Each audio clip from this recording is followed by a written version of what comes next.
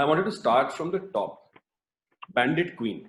हमारे ऑडियंस को bandit queen के बारे में शायद ना पता हो. आई वांट टू नो आपको बैंडिट क्वीन कैसे मिली आपको? How did it happen?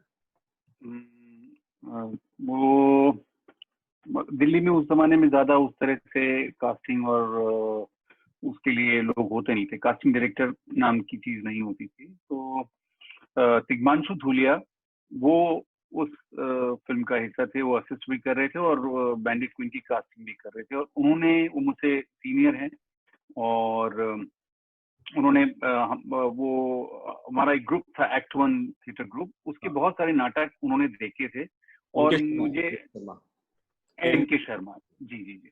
तो मुझे लगता है कि वो एक वजह रही होगी कि उनको मेरा काम पसंद था.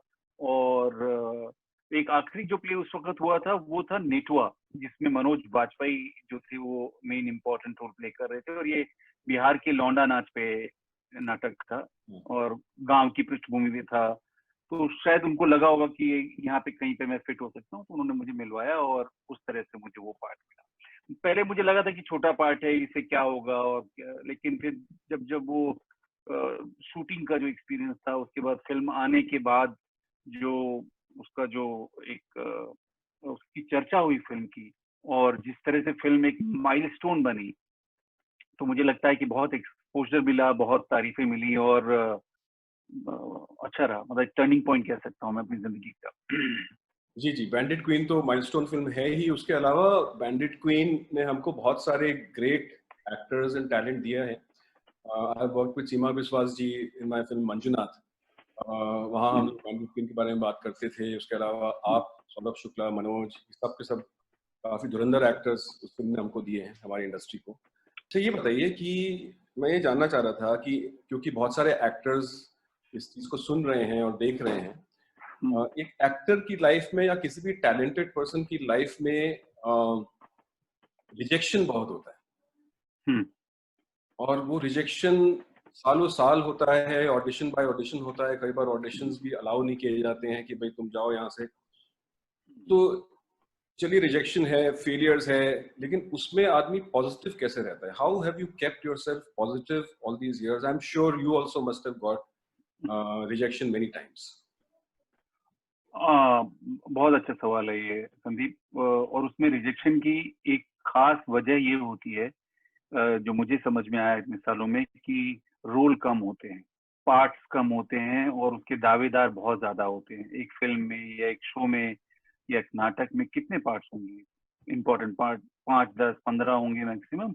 और उसके लिए 100, 150, 200, 1000 लोग तक होते हैं. जैसे जब सुना था गांधी जब दिल्ली में उसकी कास्टिंग हुई थी, तो मतलब सैकड़ों की तादाद में लोग दिल्ली में, एनसीआर में, मुंबई से, उसके आसपास के इलाकों से उसमें फिल्म में काम करने की चाहत से उन्होंने ऑडिशन दिए. तो बड़े, अगर आप देखेंगे वो फिल्म, तो बड़े दिग्गज और नामचीन एक्टर्स जो बाद में बने, उन्होंने उसमें बहुत छोटे छोटे पार्ट्स किए हुए हैं, एक एक सीन के, एक एक डायलॉग के, खाली एक एक्सप्रेशन के. तो एक खास वजह शायद ये होती है कि आप एक्टर्स ज्यादा हैं, परफॉर्मर्स ज्यादा हैं और उस तरह से अच्छा काम नहीं होता है.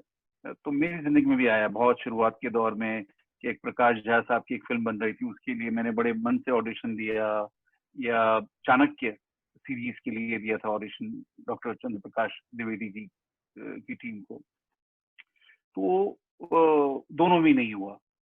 लेकिन एक अच्छी बात रही कि उन लोगों ने चिट्ठियां लिखी, दोनों प्रोडक्शन हाउस से मुझे लेटर्स आए कि भाई आपने हमारे लिए ऑडिशन दिया, लेकिन हम माफी चाहते हैं, आपको इस प्रोजेक्ट में आपको काम नहीं मिला, आगे फिर कभी जरूरत हुई तो हम आपसे संपर्क करेंगे. तो वो भी एक अपने अपने मेरे लिए सर्टिफिकेट था. बड़े दिनों तक, महीनों तक वो चिट्ठी की भाई ये डॉक्टर चंद्र प्रकाश द्विवेदी की चिट्ठी है या प्रकाश झा का सिग्नेचर है उसके अंदर. वो एक पोस्ट कार्ड था, शायद पटना से आया था, प्रकाश झा प्रोडक्शन.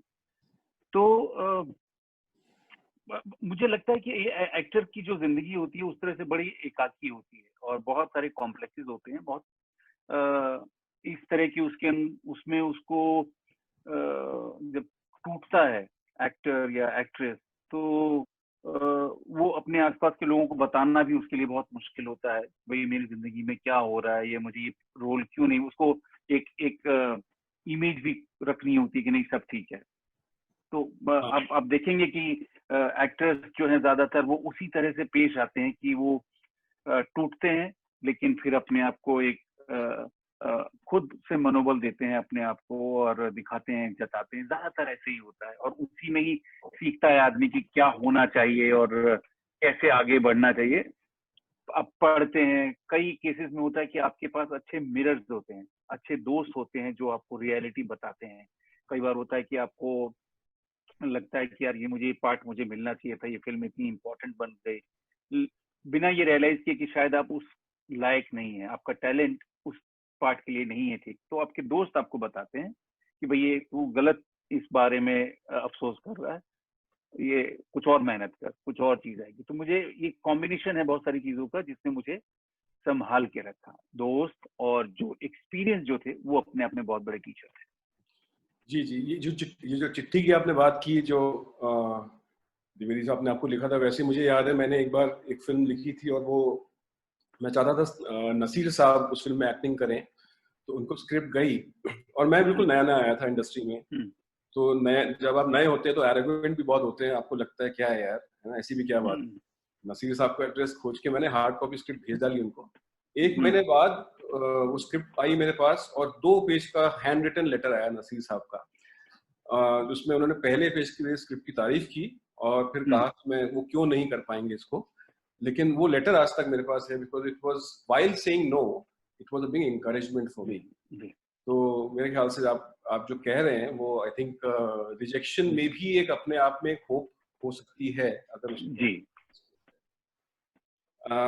ये बताइए कि जैसे आप कोई प्रोजेक्ट करते हैं तो क्या देखते हैं उसमें?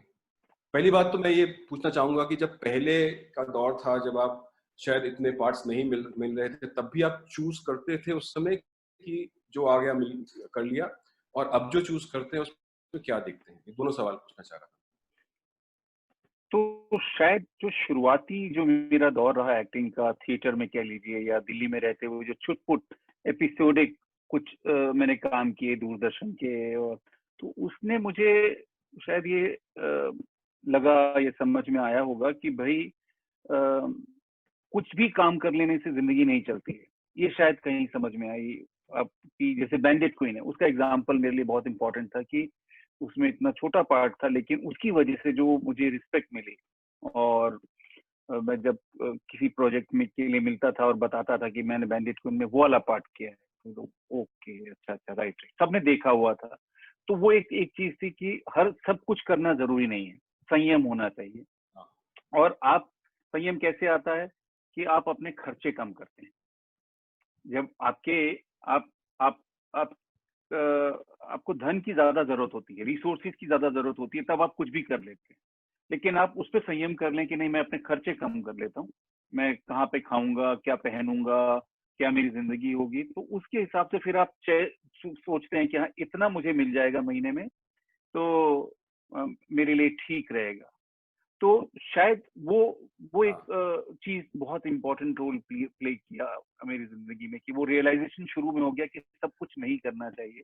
और उसकी वजह से फिर मैंने जो एक ऐसा भी कॉम्प्लेक्स आया कि मैं अच्छा एक्टर नहीं हूँ, क्योंकि रोल कम थे और कंपटीशन बहुत ज्यादा था, और उसमें ज्यादातर जैसे अभी मतलब NSD के जो एक्टर्स होते हैं उनके लिए ज्यादा स्पेस हो जाता था, और मेरा NSD से नहीं होना या किसी और इंस्टीट्यूट से नहीं होना, वो मुझे लगता था कि शायद मेरी एक कमी है, जिसकी वजह से मुझे मौके मुझसे मेरे हाथ से चले जाते। तो उस रियलाइजेशन में मैंने कुछ दिन सब कुछ छोड़ दिया एक्टिंग और कुछ और काम करने लगा, गारमेंट एक्सपोर्ट में चला गया और अखबारों में लिखने लगा। और फिर से जब आया तो फिर एक कहीं बैलेंस बना कि हाँ ये इसको शौकिया एक्टिंग नहीं बोलेंगे, चॉइस के साथ एक्टिंग। मुझे बेचारा एक्टर होना पसंद नहीं था जी।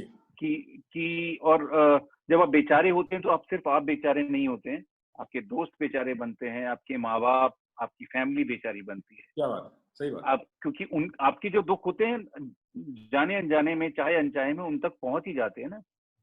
तो वो उस वजह से फिर मैंने देखा कि हाँ, आर्थिक रूप से थोड़ा सा मजबूती होना चाहिए और उसके साथ साथ आप जो काम कर सकते हैं, तो मैंने प्रोडक्शन में किया और उसके बाद एडवर्टाइजिंग में जुड़ा। तो फिर वो पैरेलली ये दो चीजें मेरी जिंदगी में चली पिछले 20 साल में, कि मैं एड फिल्म के साथ जुड़ा, एड फिल्म बनाता हूँ और उसके बीच में अच्छे पार्ट्स के लिए मैं लालायित रहता हूँ, लोगों से बोलता हूँ, मैसेज करता हूँ और जो काम आता है तो वो कर लेता हूँ मैं, ये कह सकते हैं।